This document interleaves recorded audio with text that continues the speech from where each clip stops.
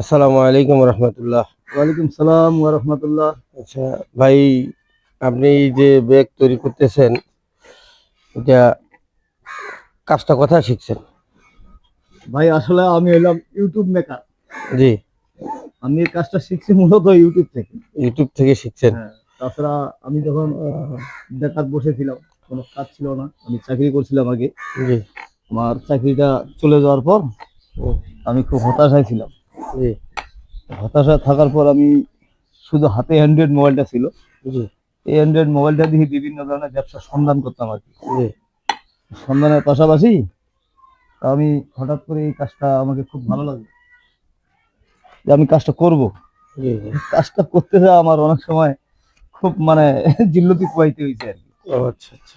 পারি না, হয় না, এখন এই আর কি। তো এখন কোনো সমস্যা আছে কি? না, এখন আল্লাহর রহমতে কোনো সমস্যা নাই। হুম। তো কাজ। সর্বপ্রথম আমি একটা দোকান দিয়ে শুরু করছিলাম ব্যবসাটা। জি।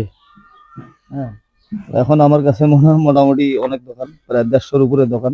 ওই 150-র উপরে দোকানে আপনি মাল দেন নাকি? 150-র উপরে দোকানে এটা মাল দিই। এই ব্যাগটা যে ছাপাতেন, এটা কোথাকার ব্যাগ? এটা হলো পঞ্চগড় সরকারি বালিকা উচ্চ বিদ্যালয়ের দিক। ও আচ্ছা। বালিকা উচ্চ বিদ্যালয়ে ব্যাগ ছাপাইতে দিয়েছে আপনাকে কি? হ্যাঁ, এটা 2000। আলহামদুলিল্লাহ, আপনাকে দেখে অনেক ভালো লাগলো। তো আপনার ব্যবসা এখন কেমন চলছে একটু বলেন। আসলে ভাই ব্যবসা এটা করতে গেলে তো আসলে দেখা যায় যে ধৈর্যের ব্যাপার আছে। জি। আমি আগে মনে করছিলাম যে ব্যবসাটা খুবই সহজ, জি। কিন্তু পরবর্তীতে ব্যাগটা ছাপাইতে গিয়ে যখন ছাপায় ডেলিভারি করতাম দোকানে, তখন দেখা যায় যে খুব কঠিন, টাকা বাকি রাখে।